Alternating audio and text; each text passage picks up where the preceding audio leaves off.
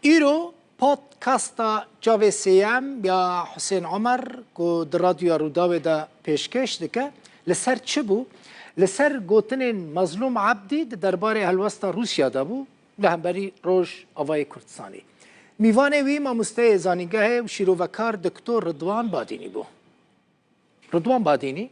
سالن دور درج لروسیا مایا و جنیزیک و دزانه روس چاوا لکردان تماشا دکن و چاوا دفکرن.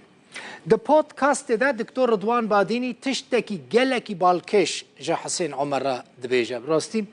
بالا مجی کشاند.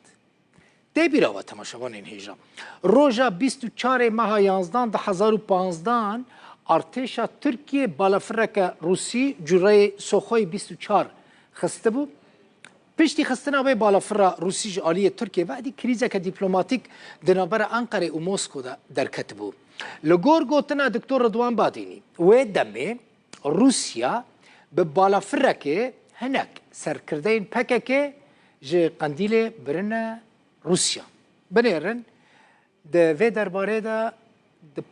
پودکاست ده چاوتی. اگر ام پرسکن براستی گوهرتنک سیاست روسیا ده هيا لهمبر تركيا لسوريا درباره هسده ده تايبت يعني اگر به زور بکرتی بگوت نکه بگوتن نه يعني سیاست اوان پراغماتیستی روزانه‌ای نوا هفته که کار رنگ خوب بگره نوا مهکه ده کار حتی اصلا هم بجن دنگ خو اصلا وقت بجه دخواست خوب بگرن نوا قناق درشتر ده کارن اصلا همو آراسا خوشی بگره برولو يعني کسی اپسپور دبواره مثلا ایگو زنن جمعش ده وقت بجه چند روسیا وقت بجه مجول بوی يعني کارتا کردی بکار آنی بجه عمره زیده 200 سالی 200 سالی کارتا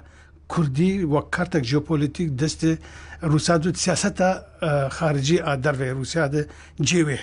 نهاجی اولیت بیل روش آوای کردستانی و سوریا دیسر روسیا ده دوسیه سوریا ده کارتا کردیش بو برجواندی خوب کارتنه بیگمان يعني ده بري هرتشتي مكتبي بيدي وبيكيكيش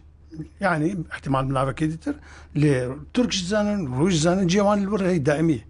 جوان نهتي وحتى جي خو جانا كرين شينين واني مزن هبون انا كاس نظام بوقت بيستات سيواني قانوني شيء اللي كيم زاده هنا معنا بوبرينك فرمان عرفت يعني علي كده او زانن افكار طهاني بيبي نكرن شي بخازن مثلا وقت بيجيش تركيا دابي مكن او كارتا هري كاريجره هري بباندور هري جوكارن تركال وقت بيجي سرسينوريوان راوسينن وتمجي لسرماسي يعني تركار بيجن ما كردي ما سوفيت انا كردي سوفيت كابن اون او كسي ايغون بيجي في ساسيتكن ام نزان بسركيجا يعني كارن تمويه بك بله كيم زياده دكتور دوان داخ يعني هذا برز مظلوم عبد بيجي بيوندي ما بامريكا راجي هنا وبروسا راجي هنا وهم هنجي هيا وهفتقشتن هنا بنرينا تاه سدا يان كرد يان ريفبريا خسر لقاسي فيليس كينا كارند نافراد هزين اف دولتي وكا امريكا وروسيا سر اخا السوري بليزن زور مخابلنا خسكا وابانا خسكا سروي استيبانا يعني روس دمكات قبل طياره تركي طياره روسي خسن يعني لما تشكي فشرتي خلق قال لك زانه هناك سركردي بيكي جقنديله بالطيارات برن روسيا يعني قبل جمار لازم حمد شيء ذكر أزنابيجم مش يعني نأزي جمار بيجم ليه أو قبل قفان بشعر زاو بسبور خوي دفان بوارد بدن سرهدو باوري مدي ويرايا راسي ببيزن ويزانبن كاشي بيكرن باش برس او روسيا براستي نكاري روجلاتي فراتي يان روجلاتي دير زوري او نافچاي كل هردو آليه باندورا ونینا کار به لوی داره کنترل بکه براستی به آگهداری یان پشتوانیا روسیا او شرل دجی حسده تکرن لور؟ نه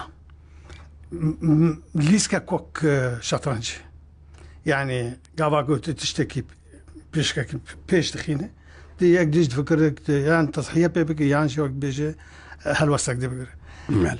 باوري عمد كرد وقتها برساتي برينها كردا باو شوي تي خستن سياسات نكرنا يعني نجل لا تريد يعني وقت قلت يعني مثلا قبل تاريخ بيوندية كرد وروسا تاريخ